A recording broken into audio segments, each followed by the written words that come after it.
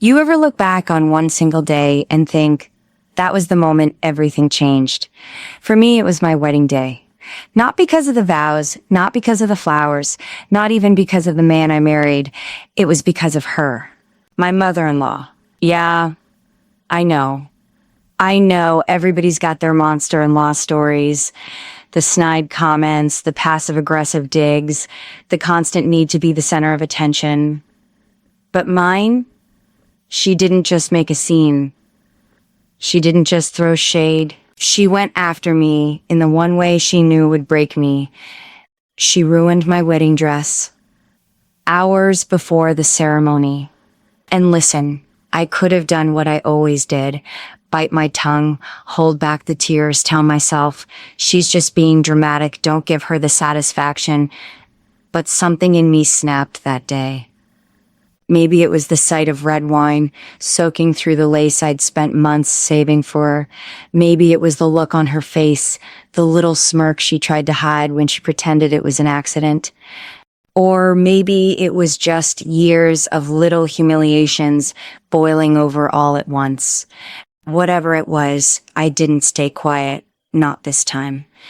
But what she didn't know is that I had been planning my revenge for months. And when the reception started, in front of 120 guests, she found out exactly what I had prepared. By the end of the night, she wasn't the queen of the family anymore. She was the joke. So sit tight, because I'm about to tell you exactly how the woman who tried to destroy me on my wedding day ended up being the one crying in front of an entire room of people. You know, I used to think I was pretty easy to get along with. I'm not high maintenance. I don't need people to roll out the red carpet for me. Just basic kindness, you know? That's all I ever wanted from her. And yet, from the very first time I met Daniel's mom, I felt it.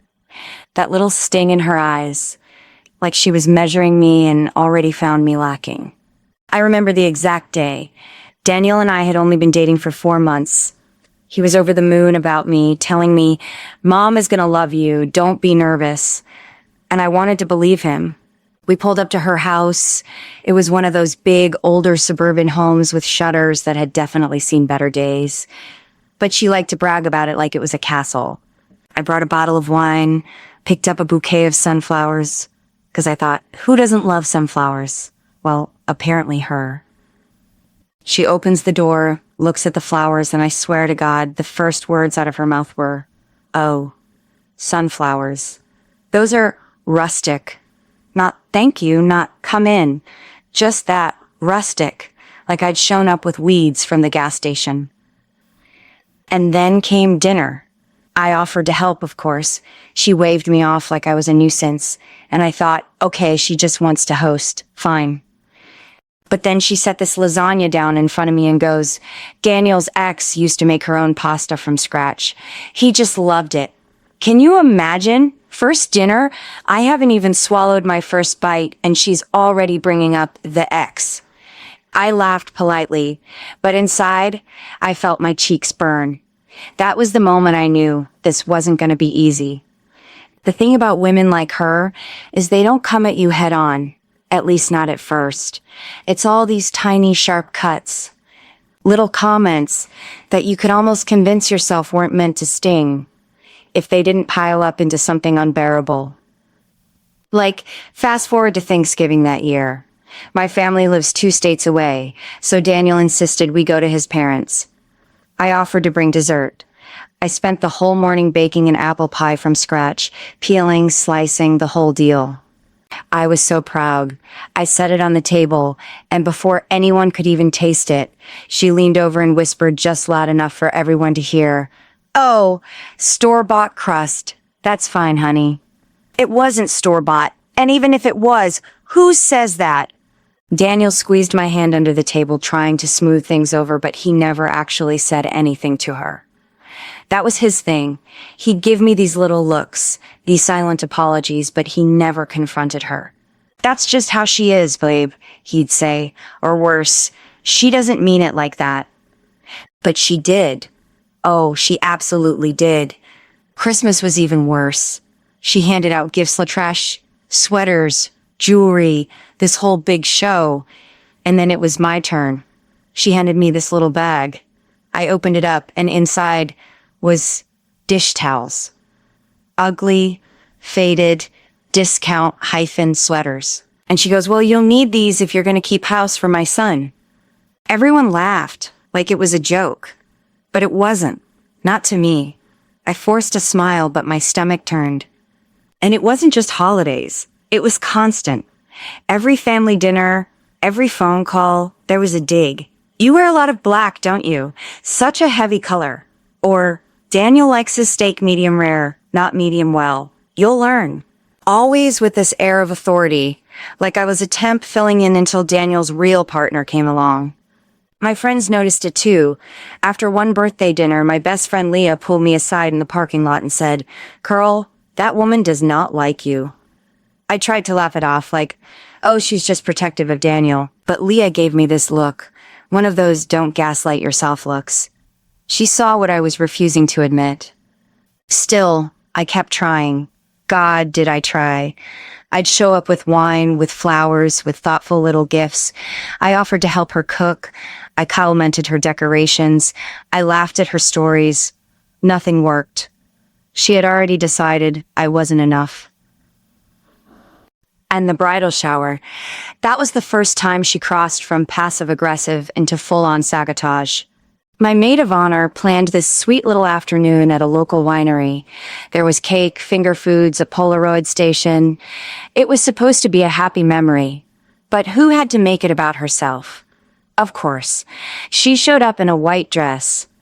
Who does that? At a bridal shower? I pulled her aside, trying to be gentle. I said, "Oh, I didn't realize you'd be wearing white. Usually that's kind of the bride's color." And she just smiled and said, "Oh, honey, this isn't white, it's cream, totally different." Cream? The woman was practically glowing under the sun, looking like she was the bride. And during cake cutting, she made some loud comment about how she hoped Daniel wasn't rushing into anything. Half the room went quiet. My aunt later told me she wanted to throw her champagne in her face. But Daniel? He brushed it off. That's just mom being mom. I think that was the hardest part. Not just her constant jabs, but his refusal to stand up for me. Every time I wanted to say something, I thought, no, don't make him choose. Don't start a war. Be the bigger person. And for a while, I convinced myself I could live with it. I told myself, she's his mom. She raised him. I can't expect him to turn against her. I thought I was being mature, but the truth, I was being complicit. I was letting her carve pieces off me bit by bit. And then came the wedding planning. God help me. She inserted herself into everything. I'd show her a centerpiece idea and she'd wrinkle her nose. Hydrangeas wilt too quickly. Use roses instead. I'd pick out a playlist and she'd say, "Oh, Daniel hates that song. Play something upbeat." Never mind that Daniel had literally told me he liked it.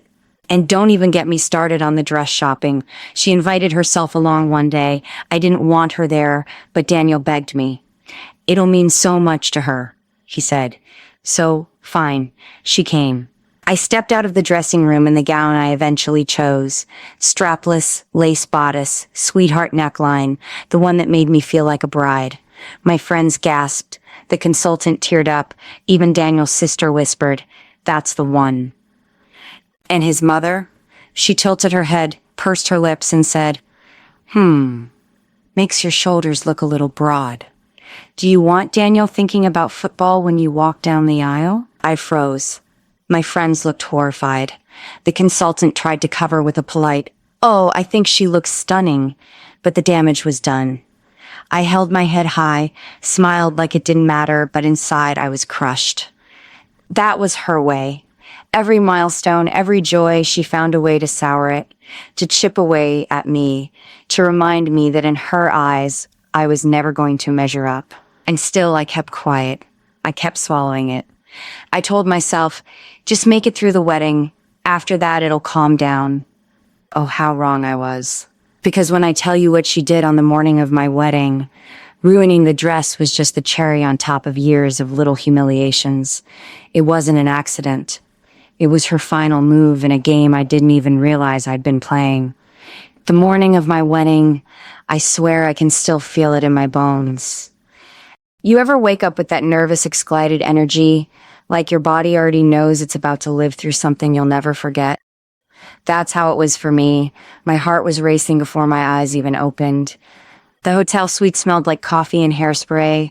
My bridesmaids were buzzing around in their silk robes, curling irons hissing, makeup brushes flying.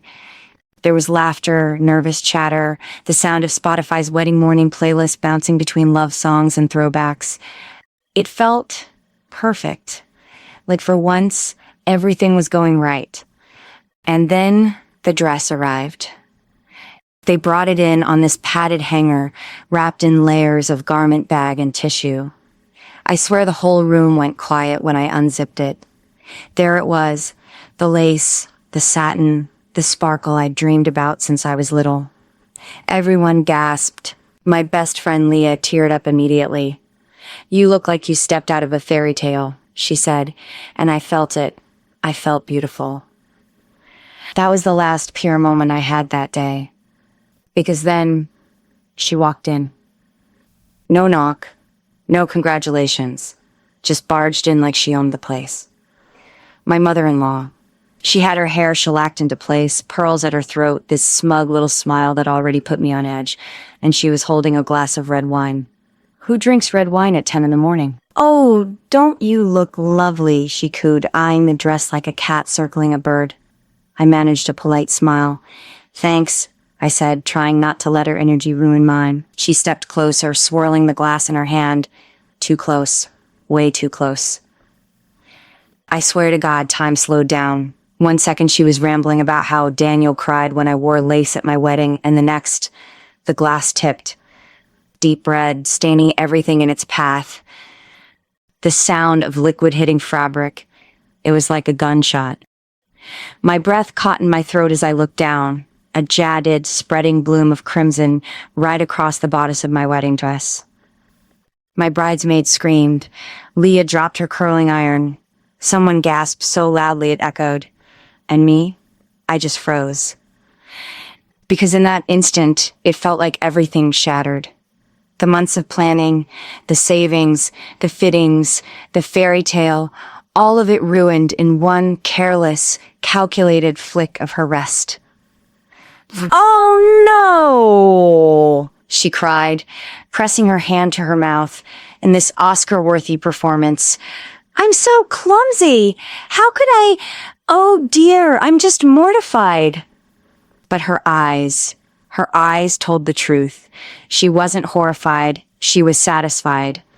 I looked at her, at that little twitch of a smirk she tried to hide, and something inside me snapped.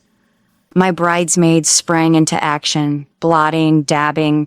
One even grabbed baking soda from the kitchenette. But it was useless. The satin drank that wine like a sponge.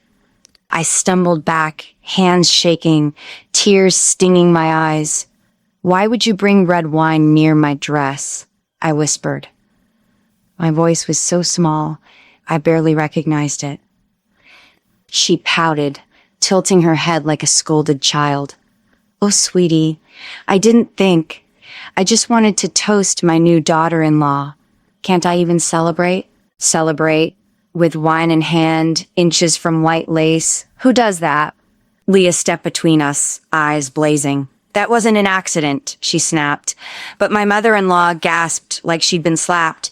"How dare you accuse me of something so awful? On her wedding day, no less." I couldn't speak. My throat had closed up. My vision blurred.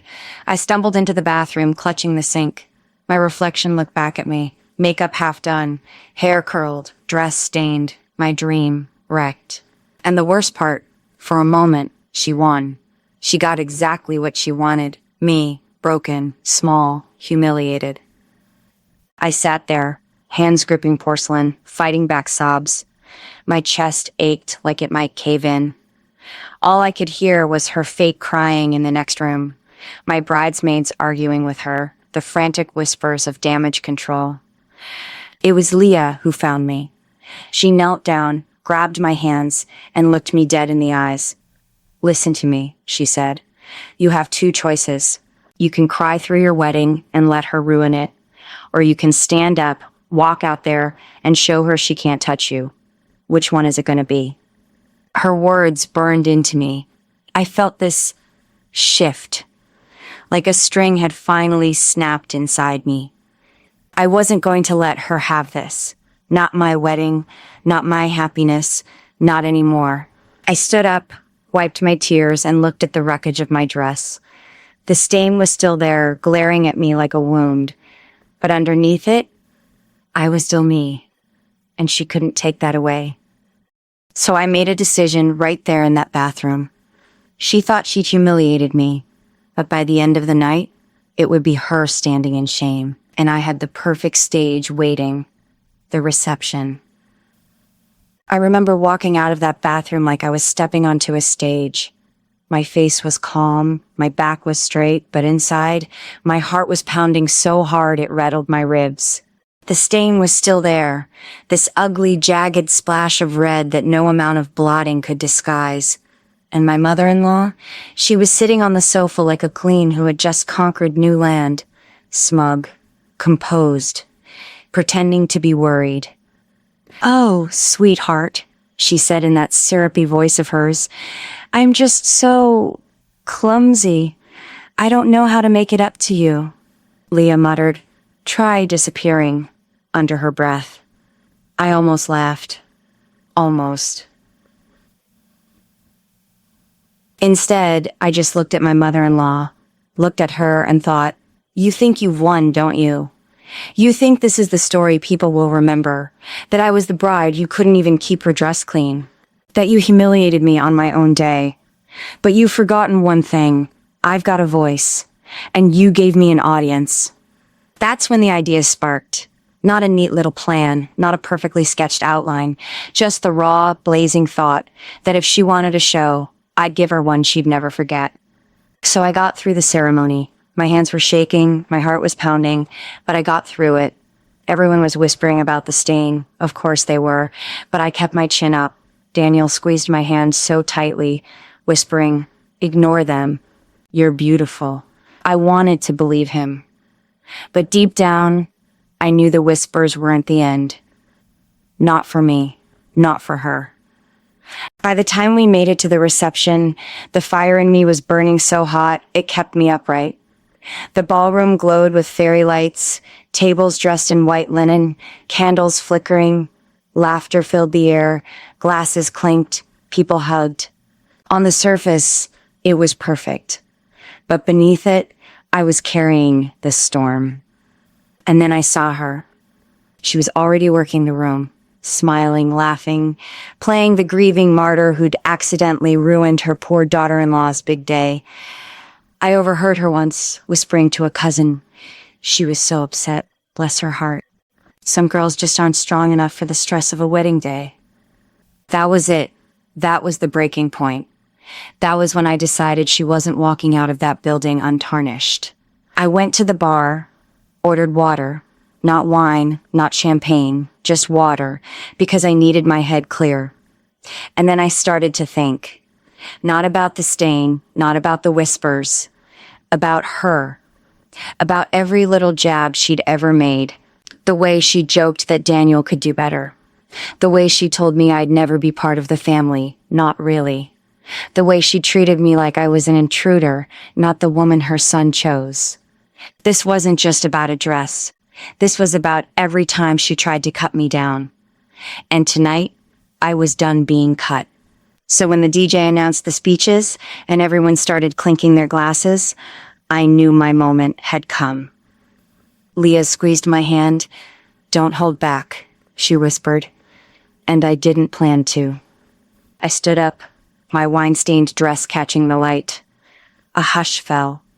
People were curious, probably expecting me to cry, maybe make some little oops joke to cover the embarrassment.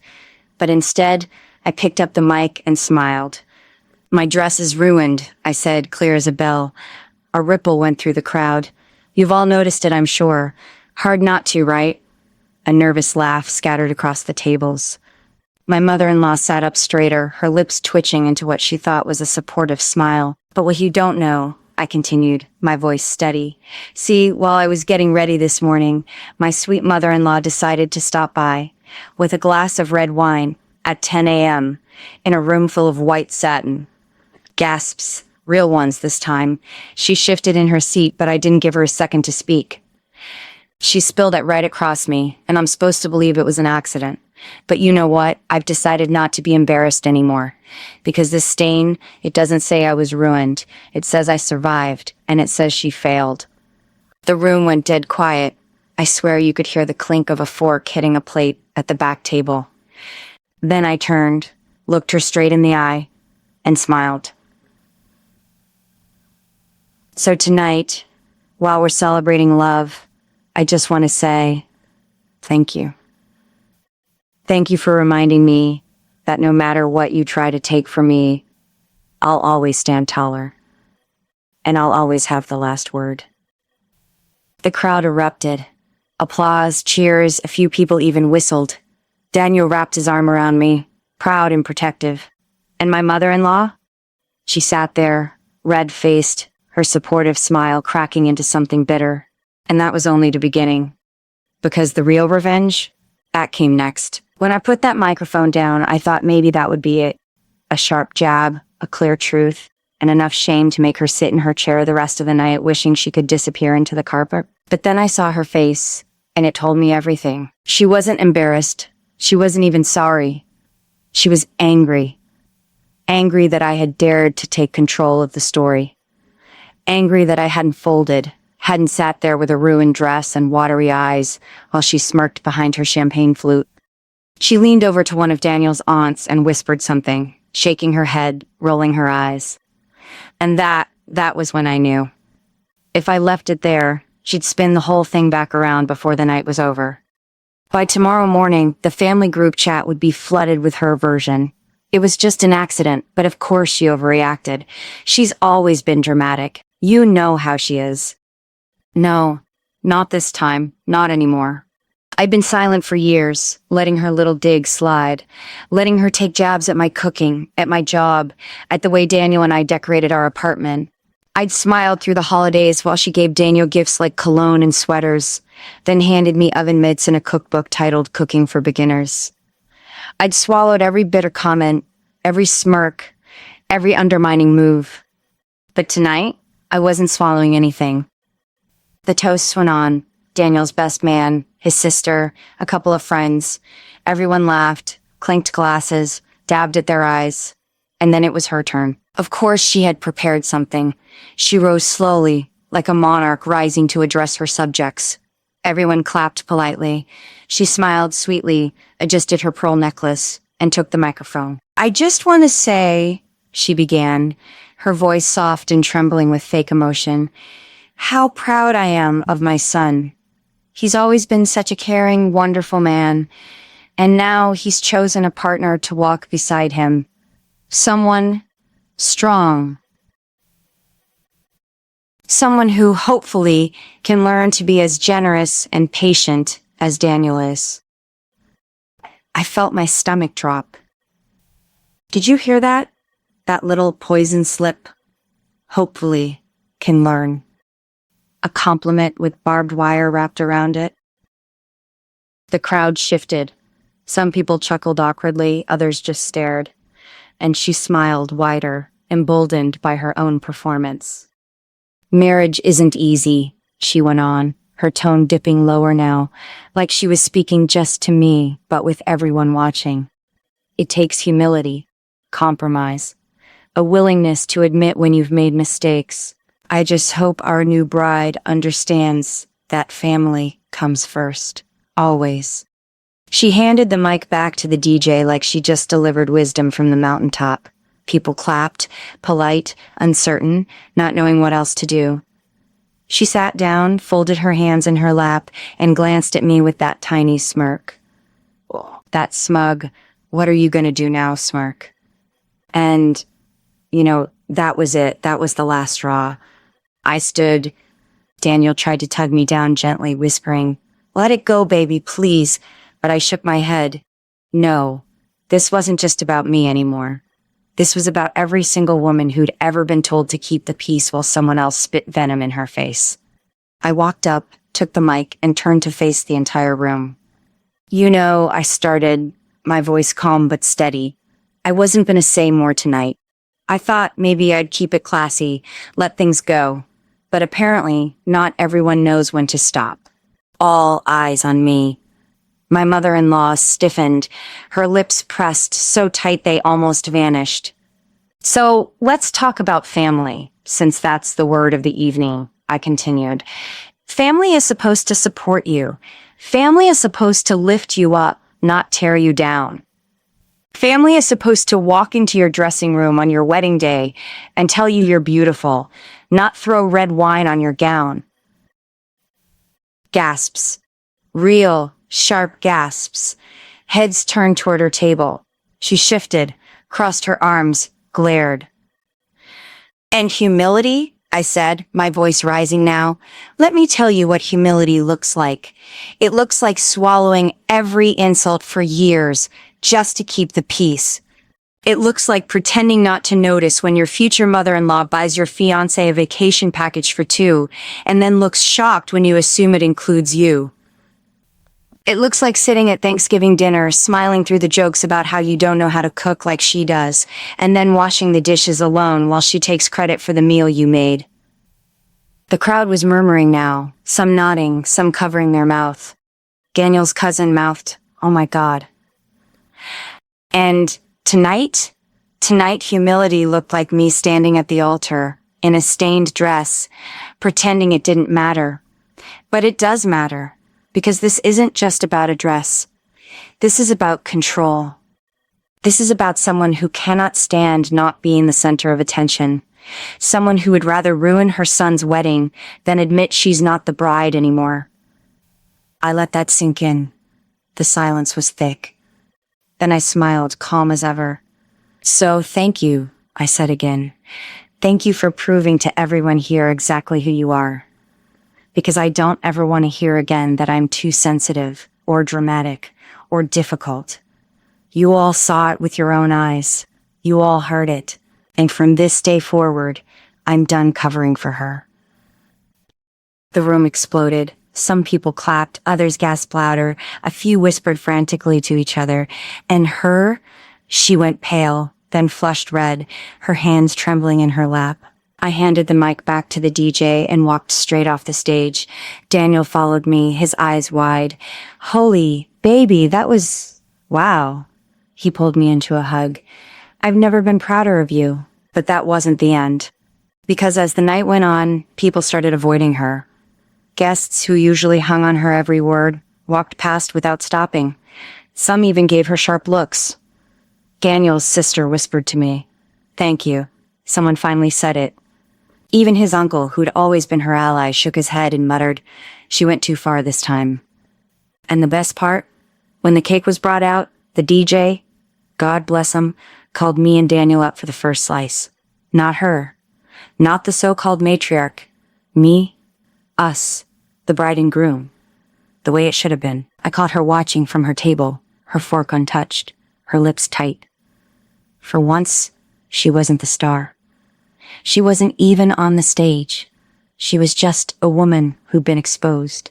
Later, while the dancing started and people let loose, she tried to corner me. "That was cruel," she hissed. "You embarrassed me in front of everyone." I looked her dead in the eye and said, "No, you embarrassed yourself. I just told the truth." Then I walked away, my friends pulling me straight onto the dance floor, Grace Kelly blasting from the speakers. The night ended beautifully. Not because everything went perfectly, it didn't, but because, for once, I didn't swallow the poison. I spit it out, and everyone saw who she really was. And you know what? That stain on my dress, I kept it. I had it preserved exactly as it was, not because I loved it, not because I wanted to remember the hurt, but because I wanted to remember that I survived, that I spoke, that I won. So what do you think? Did I go too far? Or not nearly far enough? The next morning I woke up with a sore throat, not from crying, not from stress, because I hadn't cried again. I was done with that. My throat was sore from yelling over music, from laughing too hard, from singing with my bridesmaids at the top of our lungs while the DJ spun old 2000s hits.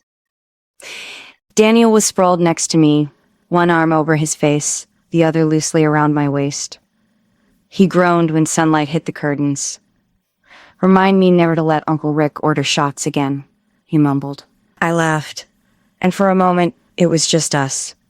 Husband and wife, hungover, happy. But then my phone buzzed. 37 missed messages. A flood of notifications. The family group chat was on fire. I didn't even open it. Not yet. I just sat there staring at that number, knowing exactly what it meant. She hadn't wasted a second. While I was dancing, while I was cutting cake, while I was finally feeling free, she was already working overtime to rewrite the story. Daniel reached for my phone. "Don't," I said quickly. "Not yet." He rubbed his eyes and kissed my temple. "Whatever it is, we'll deal with it together." And that was all I needed to hear. When I finally opened the chat, it was everything I expected and worse. Cat. Messages from her. "I can't believe you humiliated me like that in front of the entire family." From his aunt. "That wasn't a time or place to air grievances." From his cousin.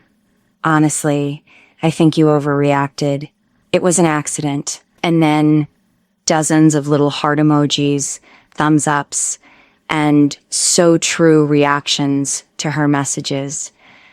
I should have felt crushed. I should have felt isolated. But instead, I laughed. Because here's the thing, I didn't need their approval anymore. The people who mattered had been there. They'd seen the truth with their own eyes. And the whispers at the reception, the way people shifted away from her, the thank yous I got from Daniel's sister, that mattered more than any digital thumbs up. Still, I typed one reply. Just one. The stain on my dress was no accident. Everyone saw it. I told the truth. And if the truth embarrasses you, that's not my problem. Then I left the group. Do you know how freeing it is to leave a family group chat that's been draining you for years? To hit that little red button and know you'll never have to scroll through another passive-aggressive meme she tagged you in? It felt better than champagne. Of course, she didn't let it end there. She called Daniel nonstop. He answered once, just to shut it down. "Mom," he said, his voice sharper than I'd ever heard. "You've been cruel to her since day one. I've let it slide. But what you did yesterday, that was the last straw. If you want to be part of our lives, you're going to treat her with respect. If you can't do that, then you don't get to be in our lives at all." Silence on her end. I could almost hear her swallow. Then, in the smallest voice, she said, "You're choosing her over me?" And Daniel, God bless him, didn't even hesitate.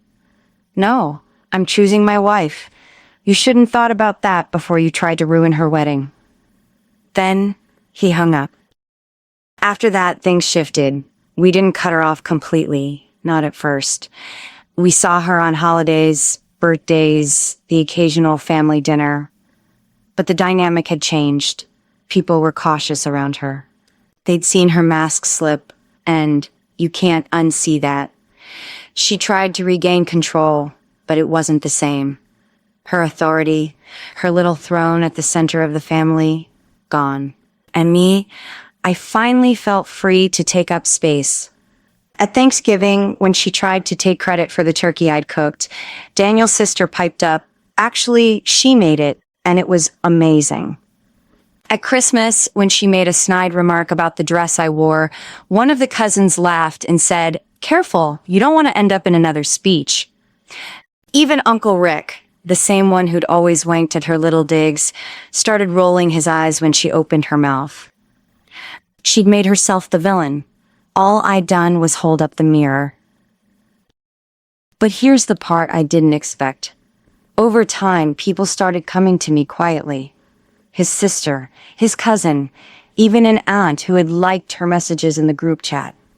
They'd pull me aside, whispering things like, I'm glad you finally said something. She's been like this for years. Or, I wish I'd had the guy feel beat on me for great news. One night at Daniel's cousin's baby shower, his aunt leaned over and said, "You know, she did the same thing to me at my wedding. Spilled champagne down my dress right before the cake cutting. Called it an accident, but she was grinning." That's when it hit me. It was never just me.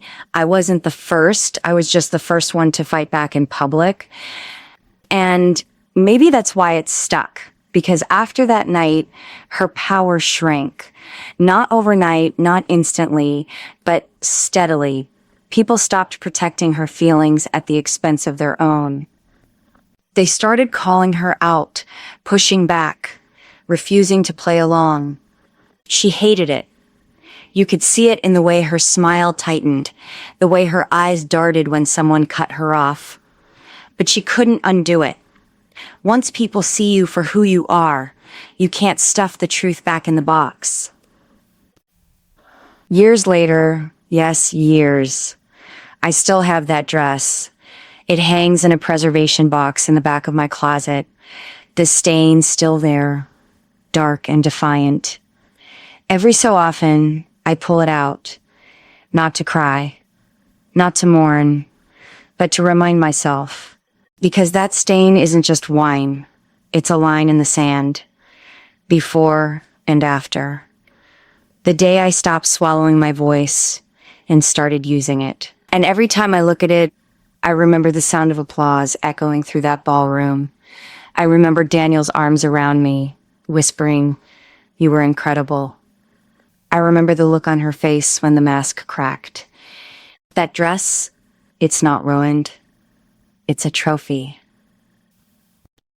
So, yeah, that's what happened.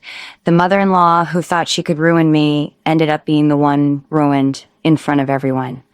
The woman who thought she'd made me small ended up smaller than she'd ever been. And maybe some people think I went too far.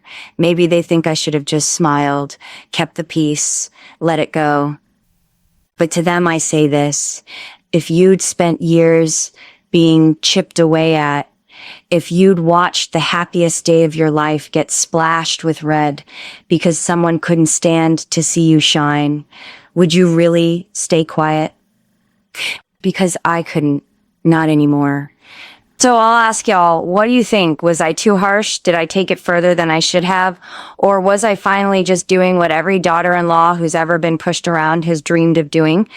Did I go too far? Or maybe not nearly far enough?